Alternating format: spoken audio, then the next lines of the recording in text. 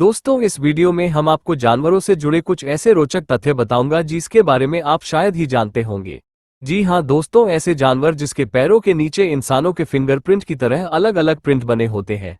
और मांसाहारी शेर घास क्यों खाता है? तो चलिए दोस्तों, बिना देर किए अपने इस वीडियो को शुरू करते हैं। दोस्तों, चाइना में छिपकली घरों के दीवारों पर आने से डरती है क्योंकि यहाँ के लोग छिपकलियों को भी खाते हैं।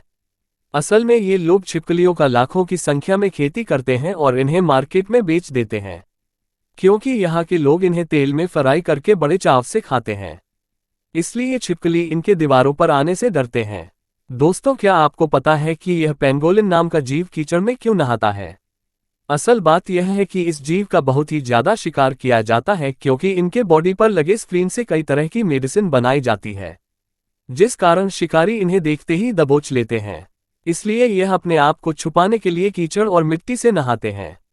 दोस्तों देखिए, यह एक कोकून में रहने वाला कीड़ा है जिसका नाम सिल्कवार्म कोकून है, जो जापान में पाया जाता है। यह इस कीड़े का दूध निकाल रहा है।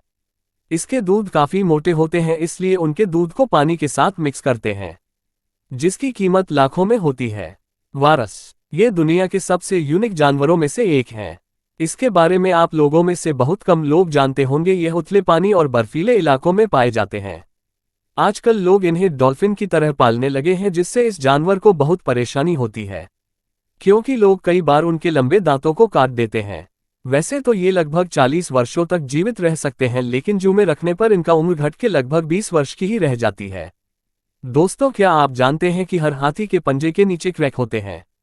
और जिस तरह इंसानों के फिंगरप्रिंट अलग अलग होते हैं, उसी तरह हर हाथी के पंजे के क्रैक अलग अलग होते हैं। दोस्तों, एक हाथी की जीभ उन्हें खाना खाने में बहुत मदद करती है क्योंकि यह अपने जीभ की मदद से खाने को अपने दांतों तक पहुंचाते हैं। दोस्तों, शेर कभी घास नहीं खाता, चाहे उसे भूखा ही क्यों न मरना पड़े। ये कहावत तो बहुत से लोगों ने सुनी होगी क्योंकि शेर पूरी तरह मांसाहारी होते हैं, जिस वजह से इनके पेट में घास को पचाने की क्षमता नहीं होती है।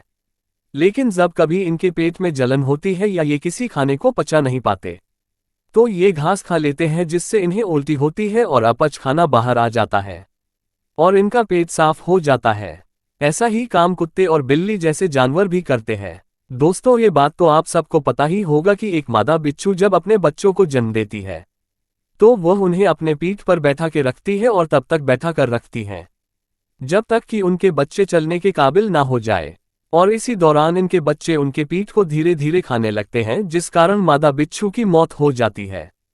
इसी तरह ये है बुल स्पाइडर। ये भी जब अपने बच्चों को जन्म देती है तो जन्म के ठीक बाद ही उनके बच्चे उनके पीठ पर चले जाते हैं और वह बड़े होने तक मदर स्पाइडर के पीठ पर ही रहते हैं। पृथ्वी का सबसे बड़ा जानवर जिराफ पृथ्वी का सबसे कम समय तक सोने वाला जानवर है, जो 24 घंटों में लगभग 30 मिनट से 1 घंटे तक ही सोता है। जबकि कोआला सबसे ज्यादा समय तक सोने वाला जानवर है, जो हर दिन लगभग 20 से 22 घंटे सिर्फ सोने में ही बिताता है। फायरहॉक्स ऐसे पक्षी होते हैं जो जंगल में आग लगाने का काम करते हैं।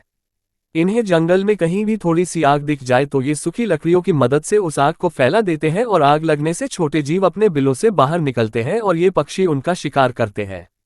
इजिप्शियन प्लवर एक छोटी चिड़ियों की प्रजाति है जिन्हें खतरनाक मगरमच्छ का दोस्त माना जाता है क्योंकि ये चिड़िया मगरमच्छ के खुले मुंह के अंदर जाकर उनके दांतों में फंसे मांस को निकालकर खाती है, जिससे इसे पेट भर खाना मिल जाता है और मगरमच्छ भी इन्हें कुछ नहीं करते क्योंकि उनकी भी दांतों की सफाई हो जाती है।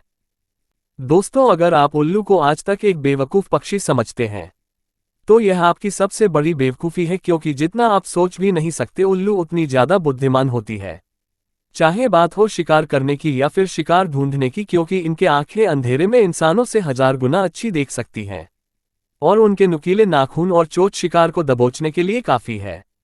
इनकी आंखें एक जगह फिक्स होती है, ये दूसरे ओर देखने के लिए अपने गर्दन को घुमा कर देखते हैं। उल्लू अपने गर्दन को 360 डिग्री तक घुमा सकते हैं।